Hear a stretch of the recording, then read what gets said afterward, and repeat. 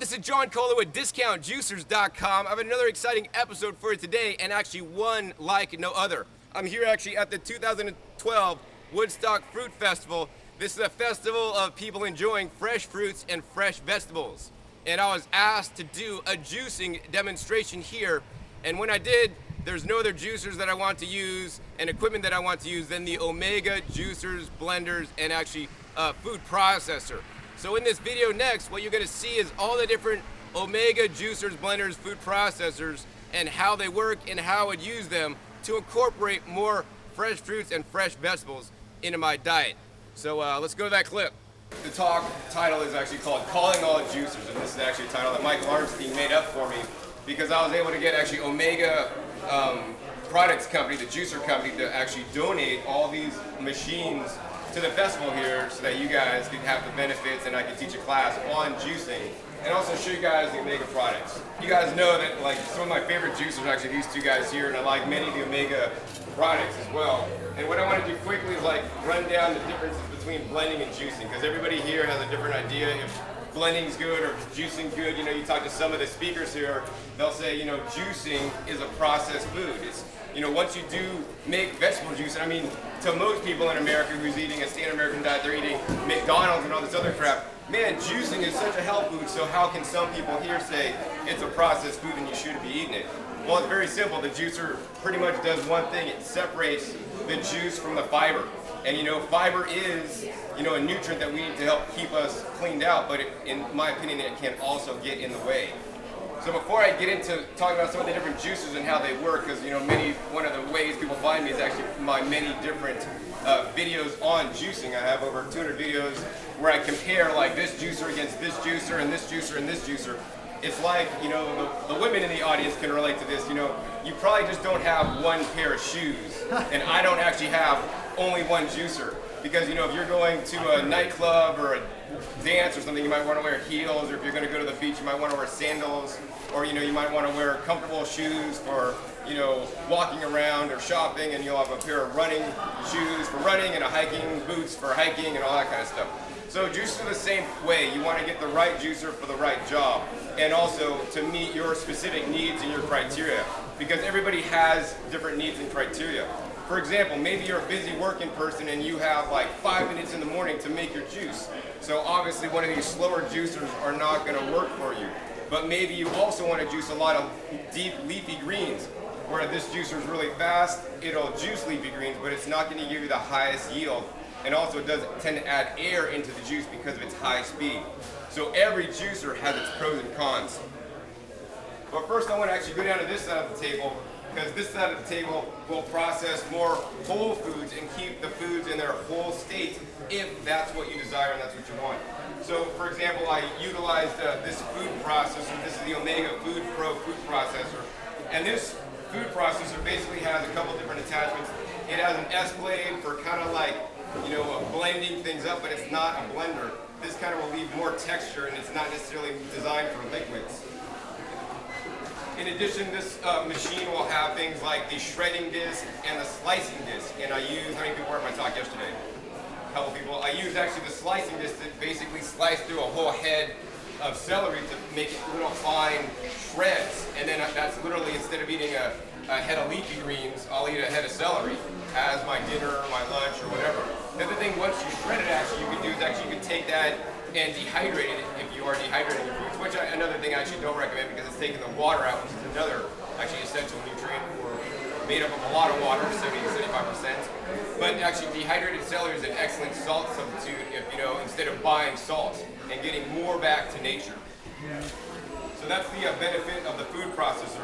Now the blender, when you guys may own blenders, and you know, some companies out there advertise that their blender makes a total juice, and some people refer to blending as, oh, I'm blending, I'm making a juice. In my opinion, that's totally wrong, because the juice is only the liquid. When you blend something, it blends up the fiber and the liquid, so you know, it'll make more of a whole food concoction. That being said, there's pros and cons to every of the machines up here, and I want you guys to know the differences so that you guys can make the best and most informed decision. So for example, this blender can run up to like 20,000 RPM. That's how fast it spins around. And it also needs liquid to operate. If you just put like, you know, a whole bunch of carrots in there and turn it on, it's just gonna the blade's gonna be running and nothing's gonna be happening because the way this works, it needs liquid to pull things into the blender. Some blenders come with tampers to help push things into the blade, and while you do finally blend some carrots up, it'll blend it into a baby food or a mush, and then it'll actually blend on its own. So, for me and for blending, how I use my blender mainly is actually for my fruits. Some people like to juice their fruits and vegetables. I tend to actually blend my fruits and juice my vegetables, and that's for one very important reason, because I want to maintain and keep the fiber intact with the fruits. Fruits can be, high in things like sugar and whatnot, and when you're taking the fiber away, then you're getting literally an infusion of sugar. Now, that infusion of sugar is definitely better than a Coca-Cola or a lot of other things you could be drinking. So if you're on a conventional diet, making some fruit juice every now and then, that keeps you from drinking that Dr. Pepper. That's way better. If the fruit juice, a fresh fruit juice gets you from drinking a coffee or tea, I'd probably say that's a good thing, unless you've got some blood sugar issues, then you should consult your doctor, of course. But I think drinking a vegetable juice is far more superior. By blending, the main pro is that it'll keep the fiber. The main con, as I talked about, it runs at 20,000 RPM, so every RPM it's actually sucking your mixture in, and as it's sucking, it's adding air to your mixture. And I want you to notice this next time you guys blend. So fill up your blender, it's going to be up to here, right before you turn on the blender. Then turn your blender on full blast for whatever, 50 seconds or a minute or however long you do it. By the time you're done, it'll be up to here. Whoa, man, I just created food out of thin air. That's amazing. No, you're adding oxygen to it, and that actually also may cause you to belch and burp because now that much air is now what you're drinking. So sometimes I'll make a blended smoothie and kind of let it settle a little bit, and the air bubbles will come up, so I'm not drinking as much air. But what the air does specifically is that it oxidizes the food that you're now consuming. So when food oxidation occurs, it's like when you cut open an apple, it turns brown. It's what happens when you scratch your car and then it rusts. I mean, pretty much I think of that process in itself as degrading the nutrition in the food. So one of the things that I recommend is that if you do choose to blend, only blend as long as necessary to get the desired texture that you want. Don't like turn your blender on, walk out of the room, and then come back 5 minutes later and then you have like a steaming soup, which will happen because it's running so fast and the friction generated. So that's the blenders. They basically keep things whole. They do tend to oxidize things a little bit. Next, we're going to talk about the different juicers. The first juicer I'm going to talk about is the Omega Citrus Juicer. This is a nice citrus juicer. It's a stainless steel bowl, and then it has different juicing cones, so that's kind of nice. This comes with 3 different sizes, so for like grapefruits, for oranges, and for lemons, it'll help you get the most out of the juice, or most out of the fruit. Now, one of the things I don't like about this makes a nice, rich, full-bodied, pulpy juice. This little area in here will get full of pulp, and you can actually take that pulp and put it in your juice if you'd like, or if you don't, you need to actually empty that out. Now, this juicer right here is specifically and only designed to juice oranges, and this one and the machine over here that we've been using, in my opinion, makes what I call orange water. So, for example, if we're to take an orange and we're to peel it and eat it, we're going to eat some of the white pithy part, maybe even sometimes swallow a seed or two. And the white pithy part actually has the most nutrition of the whole entire orange because it's mostly, water. And so those machines, in my opinion, make what I call orange water because it's, sugar and the water. Whereas if you take an orange and then cut off only the outside covering, and somebody throw me an orange, is there oranges over there?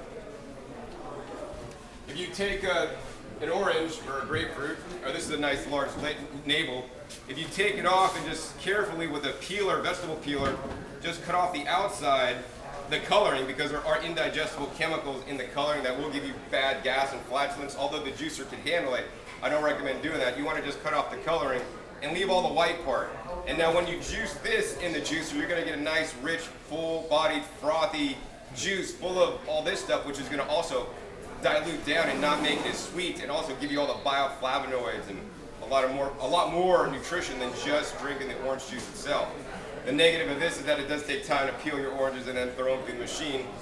One of the also benefits is that one of these machines, this machine specifically, is going to get a higher yield out of the orange than using one of these, and it's going to be more nutrient dense, have more nutrition in it. So as you can see, this juicer is just for oranges. The next juicers that we're going to talk about is the Omega BMJ VRT350 here, and this is called the centrifugal ejection style juicer. How this one works is very simple. We'll take this apart. This one has a fast spinning cutting blade in here, just much like a grater to grate your produce up. You're gonna put the produce in here, it literally micro shreds it. As it micro shreds it, the juice is flung out, and then the fiber is also flung out. The juice actually goes through these little holes here, which dictates how much fiber is gonna be in your juice, and then the pulp is kicked out into the hopper in the back. One of the tips I like to do is line the hopper in the back if you do have this style juicer with a plastic bag, and then cleanup will be a lot easier. So once again, I talked a little bit earlier, this juicer, the pro is that it's faster than anything. It also has a nice large 3-inch wide feed chute, so you could put in large apples without cutting. In a minute, we're actually gonna juice this whole head of celery, I think, that's gonna fit down. Maybe if I pull off one or two in one fall swoop. They're so quick. This one runs at 10,000 RPM, so it runs about half the speed as the blender. So that's still really fast. And once again, the higher the RPM in general, the more oxidation that's going to occur to your juice. And also this juicer will add some air to your juice as well. Not as much as the blender though. This style juicer also, due to the way it extracts the juice, is better at certain things. For example, juicing things like hard carrots. This juicer actually does an amazing job at it. It's probably one of the most efficient juicers just due to the consistency of the carrot. Things like celery and cucumbers and even squashes, also really efficient at. But if you go to something like the leafy greens, then this is actually going to perform very poorly. Something like on apples and pears, this guy also does fairly well. And I want to talk a minute before I go on and talk about the other juicers, I want to talk about proper produce selection. It's very important, you know, when you're eating lots of fresh fruits, optimally you want to get the fruits as ripe as possible because then they're the sweetest, they're the softest, they're the most easiest to digest, and they have the most nutrition. The problem is when you're juicing, the juicers tend not to be able to handle the softness, and when produce is too ripe or old or wilty in the case of leafy greens, you really need to pick hard and firm produce. So for that reason, ripe fruit and things are definitely better blended because juicers will pretty much make like an applesauce in many cases, and you may get a little bit upset. Especially on these slower running juicers, they tend to make more applesauce if you pick out apples that are too soft. We'll go ahead and grab an apple here. So, when you pick your produce, number one, it's very simple. You just want to get stuff that looks fresh. Obviously, growing it your own is the best. Before you make anything, go out to your garden, fresh dig it up, take it out of your garden, and put it right in your juicer. I do that many days of the year when I'm home. And, that way you're going to achieve the highest quality food from your garden that you're growing in mineral-rich rock dust and compost. Pick it immediately, bring it inside, juice it to have the highest life force and highest nutrition in your juice. That being said, many people don't want to grow their own food, so then the next best would be to go to your farmer's market, support your local farmers, join a co-op. I just heard Christina's talk is great. Start your own co-op if you want to get something like that going. And get food fresh from the distributors. One of the other things that I do is I also go to the produce distributors in my area and buy things fresh from them, and which I save money and also get it fresher than just going to the store. So I'm cutting out the middleman and also getting better prices. So yeah, buy produce fresh. Things that are wilted, especially leafy greens that are wilty, all this stuff's pretty fresh. I think I got some, maybe some cilantro here that's maybe a little bit, I brought out as an example. Look at that. It just doesn't even look like it's full of life force. And this stuff is not going to tend to juice as well as something that's, more fresh. This stuff's like, the stalks are still sticking upright. They're not just all folding over like that. So yeah, if you try to juice things like this, you will get poor results. I actually got an email the other day, a guy's using a juicer like this, says, John, I'm juicing, cilantro and parsley and I'm getting like mush. It's not juicing, what's the problem? Well, I'll now tell him to watch this video and figure out the answer. So yeah, proper produce selection, very important. On apples, you want to be able to I don't recommend doing this at the store, they'll get pissed at you, because I got some really dirty looks by produce manager once. I'm in the store checking the ripeness. I mean, I'm not squeezing hard, but he's like, don't squeeze the produce. It's like, don't squeeze the Charmin. And I'm just sitting there, I'm trying to do it nicely, and he almost had to kick me out of the store. But man, I want to eat ripe stuff. I don't know how else to check. But anyway, so if you go into the store, you want to check your apples, and you want to, press in a little bit. Like this one can press in. Why don't we send this around actually as a good demonstration? So if you're juicing, you do not want to pick apples like that for juicing. You want to get nice, hard, firm ones where your finger won't go in, because those are going to juice better. Once again, if you do want to juice fruits, which I do not recommend, you want to get nice, hard, firm fruit like this guy. And that's one of the reasons why I also like the juicers. Like, how many people have eaten these melons at this event here? A couple of people. Yeah, and how were they? Really too hard. They're not right. Sweet but crunchy. Sweet but crunchy. So the solution for that, which we'll do in a second, we'll let you guys taste it. So especially the people that already tasted it, we're gonna go ahead and you could blend this, but what we're gonna do is we're gonna juice it. And you can juice the rind and all on the melons like this. On this one, it's not organic and I didn't wash it, so I'm probably just gonna cut off the rind. The rind will also tend to make the juice not quite as sweet, but add more nutrition. So if it was like a watermelon and it was organic, I'd probably juice the rind and all, especially juicing cantaloupe skins and all when they're organic. Totally a good idea because it also dilutes the sugar content.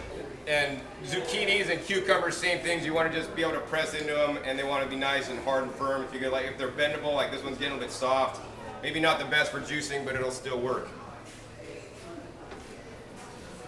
So that's this guy. Once again, this guy, centrifugal ejection style juicer, best for juicing things fast, high RPM, oxidize your food, will handle nice hard fruits and vegetables very well actually. The next two we're going to talk about are the Omega Vert, and this is actually my favorite juicer.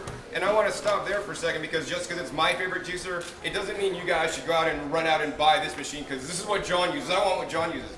Because my needs are different than your needs, and what I like to juice specifically is really catered well to this in my lifestyle.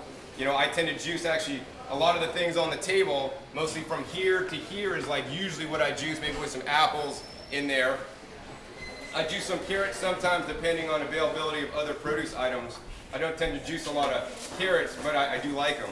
And this machine pretty much is self-feeding, so I like that. I could just literally sit here and chop and prepare things, drop it in, and let it juice while I'm doing other tasks. So like a juicer like this is also a slow juicer, but you have to sit here and push things in. And I really hate sitting there and pushing things in. It takes too long. But for example, some of the differences between these guys are, well, this is a single auger juicer, and I'll pull this out here to show you guys how it works. This is the auger here, and this is a vertical single auger style, and this is a horizontal auger. So the design on these guys are basically the same. It's both the same thing. This is just going vertically, this is going horizontally. And what happens when you put produce in this machine, it goes down, it turns around, and it chunks off a little piece of produce.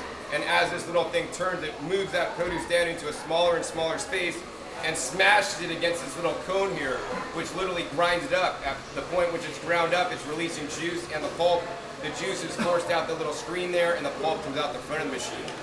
And this machine works in the same way. The screen area is a lot larger, and the auger's a lot larger. So each one of these have their pros and cons. They both run at the same RPM, but this one tends to, juice things like carrots better. Like what I like to tell people is that, if you take this machine and this machine is kind of like the best of both worlds. It's a little bit faster. It has some conveniences that this does. It'll juice fruits better than that one. But this one is, maybe better for leafy greens, a little bit slower. But also you could do things like homogenize, make the banana sorbet, and process nuts into nut butters if you want to do that kind of thing. So for me, I like this one. Also, this one's a little more complicated to assemble and disassemble. I'll go ahead and pull this apart. And I do have videos on YouTube sharing actual assembly and disassembly. I actually have a really cool video on this one sharing like my 10-minute juicing challenge where I actually make a whole vegetable juice and clean up within 10 minutes. So if you tell me that, John, I don't have the time to juice, bull honky. You could make 10 minutes to make a nice glass of vegetable juice. I've done it in my video. So on this guy, there's a little flap here, and I want to talk about this flap. What this flap does, it actually keeps tension or keeps the produce inside the machine to get a full extraction before it releases it. So you're basically going to get a higher yield. So we'll put this on top and turn that in. The next part on this machine is the automatic wiping blade. And this blade actually goes around, and like your windshield wiper on your car, it actually spins around in the machine, cleaning the screen so that assuring that you'll get the highest yield. Because if you look on this one after juicing a lot of stuff, the screen will literally be clogged with pulp, and then your yield will be reduced. And finally, we have the auger. Another reason why I like this machine, and actually the Omega machines in general, is because they have a long warranty. If you go down to your local, big box store, buy a cheap juicer for 50 bucks, maybe 100 bucks, it might have a 60 or 90-day warranty. And to me, the juicer is the best investment you can make in your health. I mean, as many of you know my story, and some of you guys don't, but I literally almost lost my life when I was in my 20s. I had spinal meningitis, and the doctors told me that I might not make it out of the hospital alive. So that's not a fun place to be in your 20s or at any age. And you know, the juicer and things like the blender and some of the appliances and gadgets I show allow you to eat and make eating more fresh fruits and vegetables fun, especially if you're just getting into the lifestyle. I mean, it's hard. You know, some of the guys here will just take a zucchini and chew into it and stuff. I mean, if I'm out in my garden and I got baby zucchinis, man, I'll pick it and eat them because they're nice and tender. But you know, one even that's organic, to me, I just can't do. I might spiralize it, but I'd love to blend it or juice it or even chop it up into small little pieces in my salad. You know, but just not bite into it. But that's where the juicers really let you amplify the amount of produce you can eat. For example, you know, this is like, I think, 5 pounds of carrots right here. And if we took this 5 pounds of carrots, I mean, how many people could sit here and eat or would like to eat 5 pounds of carrots in one sitting? I mean, I wouldn't. I mean, I guess if this is the only food and I was in, you know, Antarctica or something, I'd probably make do, but I would definitely not enjoy it. But I could easily take and have on many occasions, especially when I started, I could take the 5 pounds of carrots and juice them up, and it'll make about 4 to 5 cups of juice depending on what juicer you're using. And now you're going to be able to drink basically the nutrition out of the 5 pounds of carrots without the fiber. And you know, we are not made like a cow with multiple stomachs to really digest some of the fiber. So if you do choose to eat carrots instead of using a juicer, highly encourage you guys to chew every mouthful of food 200 times. I'm often the last person to always finish one of my meals when I go to friends' houses and whatnot, or even, you know, every night for dinner. My dinner literally takes me about 2 hours to eat because I really do chew that slow to get the best digestion. But, you know, unfortunately, most people don't do that. So that's why, you know, once again, the appliances can help you break that down and get the valuable carotenoids and other nutrients out of here without having to deal with the fiber. Some other people may say, you know, like, well, John, juicing is very unnatural. You know, it'll give you an unnaturally high amount of carotenoids. Well, you know, these are water-soluble things, and it's not going to stick around in us. So if our body doesn't need them, it'll push them right through. So I want to flood my body with all the different fuels that it needs, and I'll let my body choose whether it wants to accept it or just push it right through. So that's kind of my view on things. This guy basically is pretty much good for everything on the table. The only caveat with this guy that you have to really watch out for is that you really do need to pre-cut some of the produce. Due to the design and how it spits out the pulp here, if we were to put just like whole celery stalks down in there, what's going to happen is that these long strings of celery that get stuck in your teeth will also clog up the machine because of the design. So if you do want to do celery in this machine, you'll actually have to cut it up into small little 1/8-inch pieces for the best results. So if you're not willing to do some pre-prep, then that's a good, you know, thing to let you know that this is not the juicer for you. I personally don't care, because what I'll do is I'll take like the fresh things out of my garden and whatever I'm juicing of a nice large cutting board, and I'll take and chop up all my celery. You also have to chop up things like leafy greens for best results, especially the things like kale that have the hard stalks that many people actually don't eat. The juicer doesn't like to juice it either. So I just actually make little piles on my cutting board of, you know, my kale pile, my celery pile. I have the apples cut up so that they'll fit in the feed chute. Because this feed chute is, you know, a lot smaller, about half the size of the feed chute on this guy next door. This is the Omega VRT350. The Omega juicers, I was talking about that, have a long warranty, unlike the ones found in department stores. This one has a 10-year warranty. This guy's a 10-year warranty. This guy's a 15-year warranty. So I mean, that's the best investment you can make. You literally buy one machine, it'll probably last you a lifetime. And if it does break, call the manufacturer, and they're a stable company to work with. I've worked with Omega since I've been in business selling juicers since 1997, and they've been around even before I got into the business. So they're probably one of the oldest juicing companies in America. Some of the other juicers that may come imported into America, they may be a new company that are just importing them, and they don't have the infrastructure, and they may not be around in a few years. So I really am cautious about bringing on new products to sell, to offer to people when, you know, the warranty may not be valid, even though they said there's a warranty, but the company goes out of business. I'm sorry, there's no warranty. So this machine on this side, you know, once again, you got to push things in slower. And this machine also comes with a screen. I did talk about that actually. So this machine will probably make the most pulp-free juice out of all the juicers here. And then this guy, when they give you a screen to screen out the juice as it comes out of the machine, to take some of that extra pulp out if you don't want it. And this machine will actually put the most pulp into it. So normally what I do on this machine is actually I run the juice back through the machine a second time to get it further strained out. Now there's nothing wrong with drinking some extra pulp in your juice. It's totally a preference thing. Some people don't mind, but some people really dislike the pulp. in the juice. So the easiest thing to do is to strain it. You know, let's see, from a standpoint of, you know, saving your juice, if there is some pulp in your juice, I have seen studies that says if there's some pulp in your juice and the fiber's in there, then your juice is going to stay fresher longer, basically. I mean, it's more in its natural form and not totally isolated into a juice. We could also talk about storing juices. One of the things I like to say is that I recommend that people do not store their juices, or even worse, like their smoothies, because once again, you're running that blender at 10,000 RPMs. It's putting air in there, and I'm sure you guys have all had a banana smoothie that you make and you drink right then and there. Maybe you drank like most of the craft, you leave that much and you're a little bit full. So then you like let it sit for a couple hours, it turns brown, and when you drink it, it just doesn't taste the same. I mean, that's the oxidation process happening at work. The nutrition levels is going down.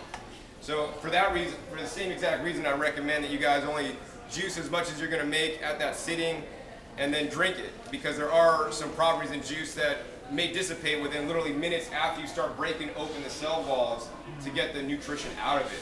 So if you do, you know, have to go to work like some people, you know, it's far better also to store your juices and take it to work than to drink the coffee. You know, I don't need to tell you guys that. But a better thing would be to do, if you can, you know, buy an extra juicer, keep it in your break room at work, and, you know, make juice on your break so then you're drinking it fresh. You know, I really strive to do the best I can and share the best information, you know, like growing my own produce. I'm gonna have the best produce that I'm putting into my body, and then I'm gonna juice it immediately after picking, put it through the juicer, and then drink it and not store it. So by the same token, you need to figure out kind of where you're at, and always look at life in terms of good, better, and best. I'm always gonna try to do the best I can, but you know, sometimes I'm traveling by car, by plane, and I can't juice, and I can't get the freshest produce. So you know, I'm gonna do whatever I can to be as close to optimal as I can, because there's always the realistic and the ideal. So I guess with that, let's just start juicing, and you guys can actually see how fast you could blow through some produce with some of these juicers. I guess we'll start with this guy, because this guy will really kick it out.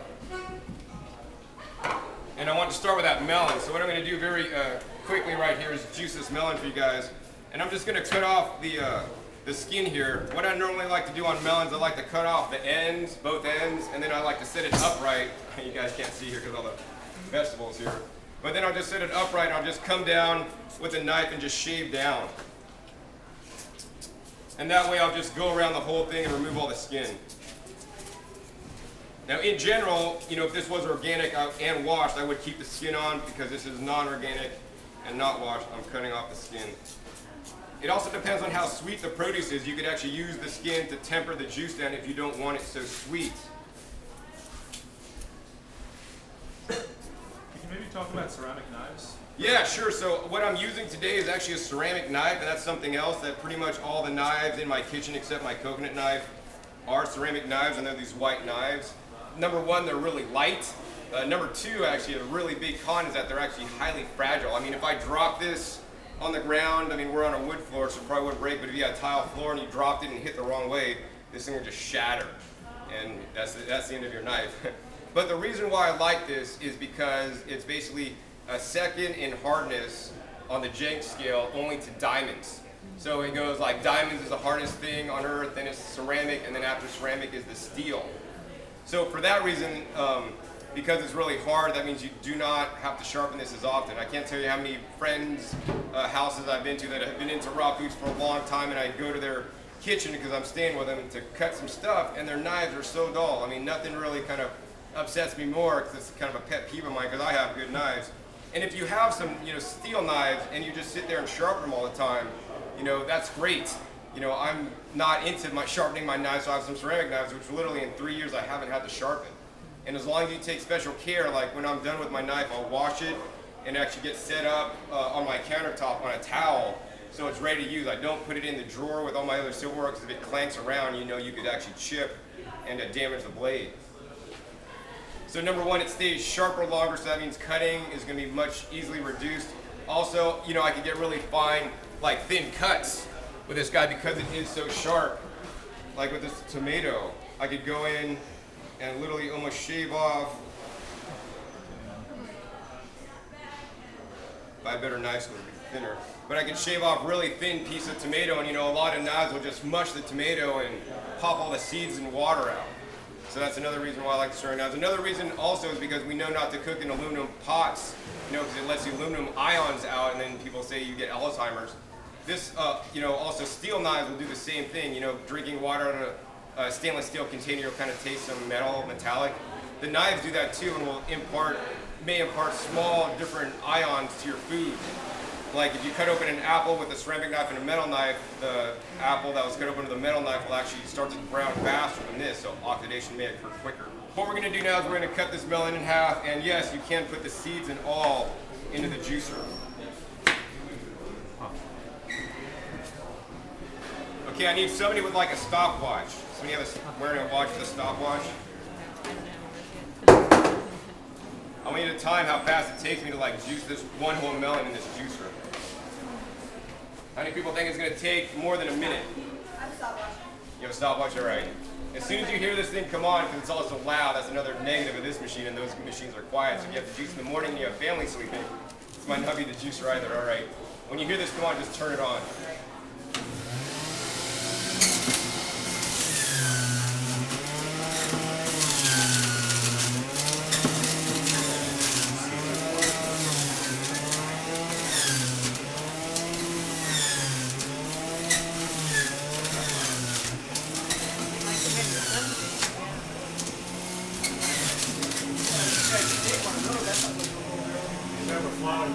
So in less than 30 seconds, you can juice a whole melon. Now, you guys are lucky since you guys are here. You guys are gonna get to sample this juice here. So you can see on a melon, it's really quick. I mean, the same thing with the carrots. It's also fairly quick and really efficient. Let's go ahead and juice. I think we could probably juice like 3 carrots at a time. Maybe I'll cut off the ends. One of the questions that come up, John, how do you prep your produce? So if they're organic carrots, you just generally wash them and then cut off the ends on the top. They kind of are a little bit funky. The other thing I want to talk about carrots, in my opinion, a lot of people give carrots a bad rap. They say, don't juice carrots, it's high in sugar. And yes, for a vegetable, it's actually fairly high in sugar. But that's only for one main reason. I mean, the reason why carrots are high in sugar these days is because they have been hybridized and bred for the sweetness. This past year in my garden, I grew wild carrot. And wild carrot, the carrots are definitely not this big. They're about that big, and they're really rooty. And they really are not sweet at all, but they have a lot of the same nutrition aside from the sweetness as a regular carrot, and they're actually white. So what I would recommend to do if you guys want to juice carrots, because carrots definitely have some good nutrition and phytochemicals and antioxidants, and that's really what I'm into these days is, eating not only for calories, but eating for the nutrition. I really follow this guy named Dr. Joel Fuhrman. He created the ANDI scale. How many people have heard of that? ANDI stands for Aggregate Nutrient Density Index, and he rates the foods in a whole foods on a scale from 0 to 1,000. And so, for example, a Coke or a soda is like a 1, and kale is the most nutrient-dense food in there, the leafy greens, which I think, in my opinion, should be like at least 2 pounds worth of food. You should eat 2 pounds of leafy greens in a day, especially when eating all the fruit, because the leafy greens have a lot of different nutrients in there that you may not get from the fruit. But if you are wanting to juice carrots, I'd recommend getting some carrots like these. How many people have seen carrots like these? Like all the different colors. These are just heirloom carrots. They may cost you a bit more money, or if you grow your own food, I mean, it's as easy to grow as regular carrots. So, I mean, you could get red carrots and yellow carrots. They have even white carrots and magenta carrots, and these guys are much lower in sweetness than the standard orange carrots, but have a lot of different colors. And once again, eat your foods and colors and eat a wide variety of foods. So if I am juicing, I definitely prefer to juice the heirloom carrots because they're less sweet.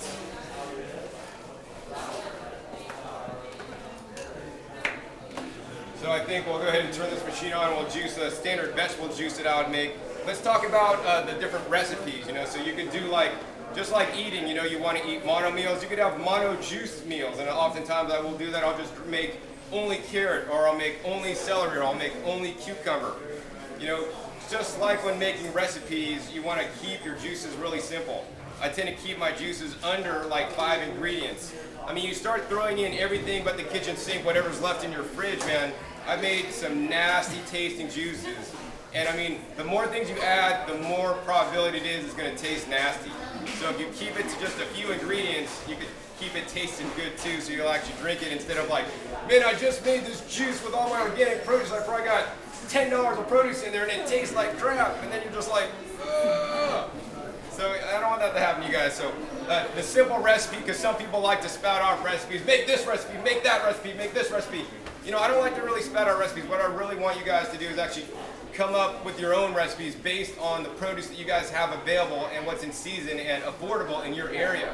And that's simply how I work. I walk out to my garden, I'm like, man, I got a lot of tree collars today, or man, my celery's going off, I should pick celery, and when I get back, I'm gonna be having tons of lemon cucumbers, so that's gonna end up in a lot of my juices. You know, so whatever's in your garden fresh, whatever's at your farmer's market that they just picked and you can buy for, you know, a good price because they have an overabundance, whatever's on sale at your local Safeway or Vons that's organic because they have usually a produce item of the week that's on sale. You know, if celery is on sale for like 99 cents and it's not in my garden, I'll buy a bunch of celery because it's so cheap. And that week, the base of my juices are going to be celery instead of cucumbers because in the wintertime, there's more celery than cucumbers because cucumbers have to grow where it's a little bit warmer. In the summertime, then I switch off celery and go to cucumbers because then they're much more abundant. So I want you guys to make up your own recipes, and you know, there's just a few simple rules you guys need to remember. And it's just like for the ladies out here, maybe even the guys that know how to bake cookies. How many people know how to bake cookies? Well, a guy knows how to bake a cookie. That's impressive. You single? Yes. I got a girl for you. Talk to me later, actually. But anyways, if you know how to bake cookies, you know it's always like you got flour, you got some shortening, you maybe got some butter and eggs and some sugar. That's the basics. If you want chocolate chip cookies, you do those same things, you add chocolate chips. If you want peanut butter cookies, you do those same things, you add chocolate chips, you know? Very simple. Now, if you're making a juice, there's basically the base recipe that I want you guys to select from. Now, you don't have to use all of them. You can use one of them or two of them or three of them, and then add like one or two things in addition. So the base recipe that I'd like to give you guys today is very simple. You know, your base recipe should consist of 1, 2, or 3, or maybe 4 of these guys. You know, something like celery. Celery is an excellent base for your juice. Another thing that's an excellent base, cucumbers. So we got celery and cucumbers, good base, much like the shortening and the butter and the sugar and all that. That I don't recommend. Zucchini is another excellent base. Something else that makes an excellent base are the carrots. So don't choose the hybridized carrots. Choose the heirloom carrots, lower in sugar. And they have different nutrients, but don't get stuck up on, I'm only eating yellow carrots because I want a yellow carrot cake. No, eat the colors. Another excellent base are these two fruits here. And I tend not to like to mix my fruits and vegetables when juicing. The only things I'll generally add are, I might add, you know, pears or apples or apple pears, Asian pears, you know, to make my juice a little bit sweeter if some of my greens tend to be especially bitter. So especially when juicing some store-bought kale that tastes bitter than my fresh picked kale out of my garden, you want to maybe add some fruit if you're not used to it. And these are the fruits I'd add. Sometimes I'll also add a lemon, but I usually don't add oranges. The lemon will actually add some natural citric acid to help preserve your juice and also give you a lemon tang. One of the things I didn't bring out actually is ginger, but that's not part of the base. But these guys, or not that guy, but these guys here are definitely part of your base. You want to select one or all of them, or a few of them, depending on what you have right now. And then so after you got your base, then you could get kind of crazy and do a few other things. So then I'd maybe select, I usually select actually just one leafy green. So what I like to do is like maybe today I'm gonna juice kale, tomorrow, you know, I'm gonna juice some parsley, the next day I'll do some chard. Because I mean, or some people would take, you know, one thing of green chard, one thing of kale, one thing of that. I just prefer to just, you know, I'll get to using that tomorrow. And I'm gonna juice this today. Because it's more keeping things simple instead of mixing all different kinds of ingredients. And that's just me personally, but if you wanna mix your greens, you know, nothing wrong with it. But yeah, you wanna really rotate and actually have a lot of different greens up here. I got things like parsley, I got arugula, I got some standard kale, I got some dino kale, some radicchio. This one's actually a bitter one. Actually, I like this. Only add a little bit, because a little bit goes a long way.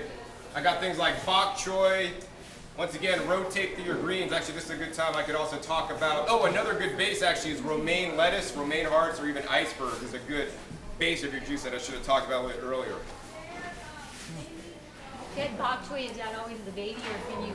No, either. It's great to juice a large bok choy. Too? Generally, when I'm eating bok choy, I like to eat the baby because it's more tender. But when juicing it, I'll actually juice the larger ones because they're, you know, the stalks. In some cases, your bok choy could be the base potentially if you get more hardcore because it can be a little bit strong. But the stalks of the bok choy is like really water rich. I consider it to be something like celery, actually. So he did the whole water, the white and green. Yeah, the whole white, right. Wow. But yeah, so every day I'll rotate a different green. I guess next we'll just start cranking some stuff through here. So, so you guys that actually had the melon before and now got the melon juice, what do you guys think? Much better. Much better. I mean, they should take the rest of those melons, in my opinion, and just juice them and serve juice, and it'll be freaking gone. Yeah. It'll be gone. But anyway, so yeah, so now we're gonna just go ahead and juice some stuff, and you'll see how fast this guy works. Let's get into the juicing now. So we can take 3 carrots and push them into this guy, no problem. So like this would be a good machine for like, you know, a commercial business, or if you got a big family to feed. We could probably take this whole thing of celery and just, I mean, ripping through this so quick. Why don't we take some heirloom carrots, put those in there too. How about a zucchini, 1 whole zucchini. A cucumber. Now I've juiced all the things that juice really well in this juice for you guys, but now if we get to something like the kale, when you're juicing kale, what you want to do, oh man, we're blowing over. So one of the things about this is because it is running at a high RPM, it does tend to push more air into the juice, and when it comes out, it actually, you know, can actually blow the juice away. Let's go ahead and pour this in there.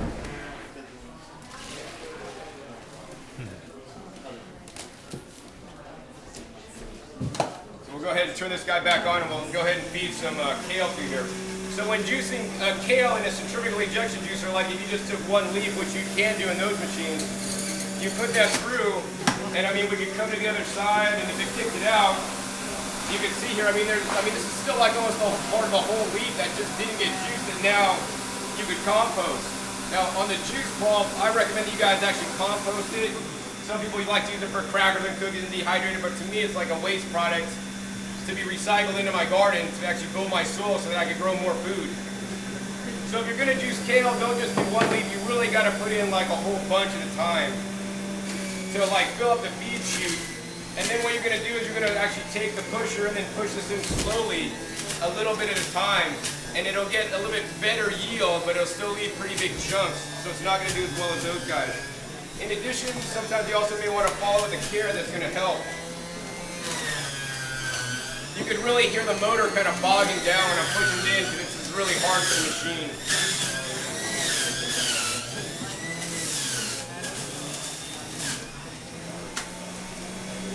Something like iceberg lettuce, really easy to juice. And different juicers, it's easier or harder to juice iceberg. So for example, in this machine, I can just take a whole section like this and dump it in the feed chute and push it right through. It's really simple. Now on this machine, on the other hand, it has a really small feed chute, so you're really gonna have to cut this small to fit it in, so it can be a little more difficult.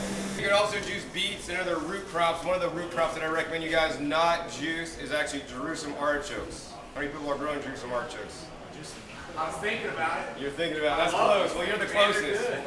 Jerusalem artichokes are excellent to eat. They're tuber, and they're a tuber of in the sunflower family. It's one of my favorite raw tubers to eat. My 3 top favorite raw tubers are yacon, Jerusalem artichoke, and Chinese artichoke. How many people have heard of any of those? Maybe you've heard of yacon, but the other 2 are pretty more rare. Jerusalem artichoke is actually a native to North America, and actually the Indians grew them. And they're actually very prolific. They'll actually take over your area and spread. You dig up the tubers, and the tubers are nice and crunchy, do not need to be cooked, and actually have a nice kind of sweet, a little bit sweet flavor. I like to chop up and use them for chips. But I harvested Jerusalem artichokes from my garden one year because I have just pounds and pounds, like 1 or 2 plants, like 2 plants I think yielded like 25 pounds of tubers. I mean, just 2 plants. I grew it in a 3-gallon pot. I think I had like 8 pounds from a 3-gallon pot, which was like that, about that big.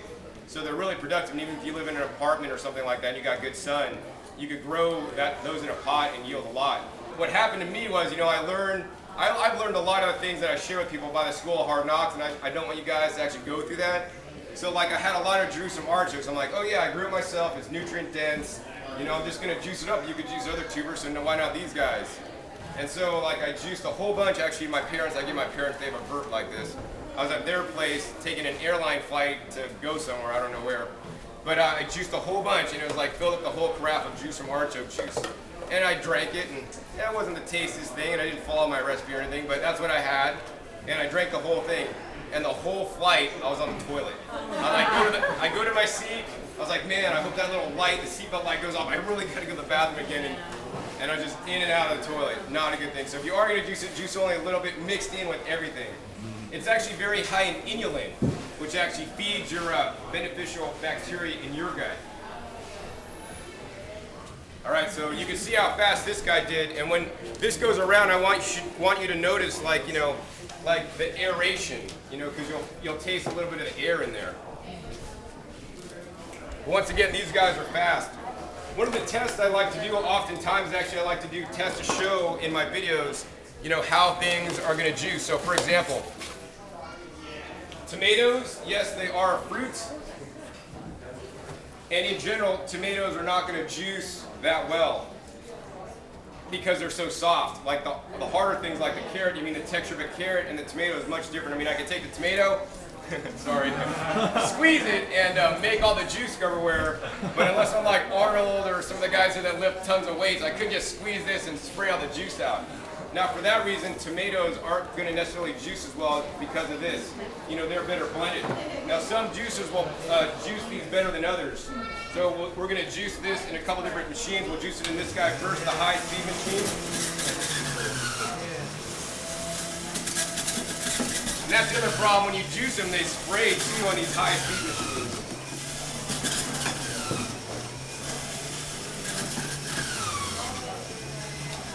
So we got some in there, and now we're going to juice this in this next machine, the Omega Vert. Now this guy is actually much quieter, so you can barely hear that machine running, especially in the back. And this one doesn't add all the air, it's not spraying at me when I'm juicing. And this is a lot more efficient at taking the juice out of the tomatoes. So this is the style machine I prefer, because as you can see, I'm just taking some tomatoes and just dumping them in there and letting the machine work while I go and grab some more. It's pretty efficient. Hot, right? You can't do this one at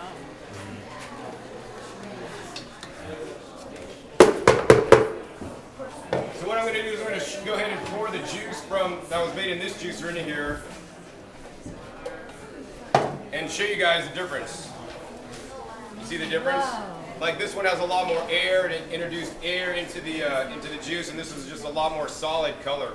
One of the things I like to do for ease of preparation is, you know, just sometimes when I go to Las Vegas, they have the dollar store, the 99 Only store in Vegas, and the 99 Only store in Las Vegas will sell earthbound organic greens sometimes for $1. So I'll get little bins like this. You know, this one's 11 ounces. Most of the time they're 7, and on rare occasions I'll get like a pound of leafy greens all pre-washed to juice for $1. So that's insane. If you don't have the 99 Only stores, because they're only in like Southern California and some places, and I have in Southern California, Nevada, then you could just, you know, go to like your local Costco or warehouse club store, which will often sell these guys in the 1 pound packages. They're not $1, unfortunately. They're about $3.59 to $3.99 depending on the area of the country you live. Also, Costco is an excellent source of the organic carrots. Most Costco's will sell the organic carrots for about 50 cents a pound on average, which is at least, you know, you're going to save you half off what like Whole Foods sells you. Now, I like these leafy greens in some respects, you know, I mean, these are all prepped and ready to go, so it's a time saver.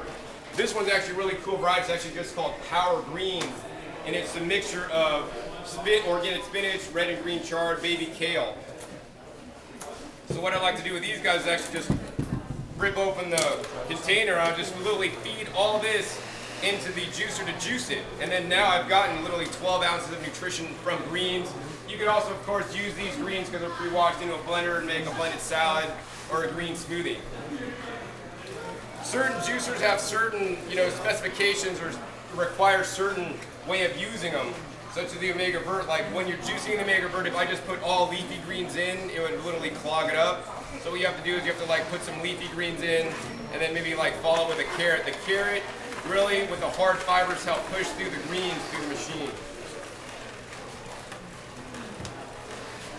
Also, the other thing thing is that if we look at the pulp that this created, you know, I could take this pulp out and I could probably squeeze the juice my out God, still. I mean, yeah, it's still pretty definitely. wet. Really good, yeah. But if I take the pulp that this guy's created, it's much drier. And is that drier than the horizontal? So it depends on the specific produce that you're juicing. So like if you're juicing fruit specifically, the pulp on this one's gonna be drier than that one. So what about leafy green? If you're juicing straight leafy greens or a mixture, Red stock or probably a mixture. so a mixture, I mean, it's gonna be fairly close. This one's more finicky, and actually, as you just saw, I was feeding a carrot in and the machine just stopped. When this happens, you basically kind of overloaded the machine. I was feeding things in too quick, so we're gonna turn off and then hit reverse, back it up, and then turn it back on. And then it just starts right back up. So these ones run off, you know, a lot slower than these guys, but you know, this is what I choose to use at home because once again, it's saving more than nutrition in the juice. Plus, it's getting your leafy greens. You know, it's much more efficient to use. So here's a nice, fairly large diameter carrot. We can drop it in there, and you can see it kind of fed in some of it. But if we do that same carrot, we'll do the same carrot in the Omega Vert. I mean, that one's literally sucking it in, and this one, it's kind of doing it, but it's just kind of sitting there. So you really got to sit there with a pusher. Like for me, I'd rather just sit and cut another carrot, drop it in while I'm cutting carrots. Like it's kind of like it's more efficient than sitting here having to push it in. But once again, this one's more efficient at greens. But if we take a smaller diameter carrot, maybe like this guy, we'll see what happens on that. That one, it's almost self-feeding. Now the trick is, if you want a carrot to be self-feeding, even if you have a fat diameter carrot, maybe like this guy, what you're going to do is you're going to cut it down lengthwise, and this can be dangerous because you got to be careful with a sharp knife.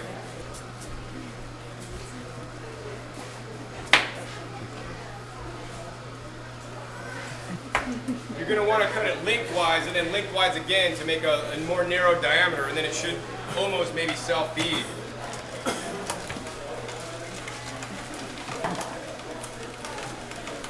Meanwhile, this guy could just dump the whole thing in there. Way easier. Yeah, actually, so yeah, if you do it that way, you can make them self-feeding.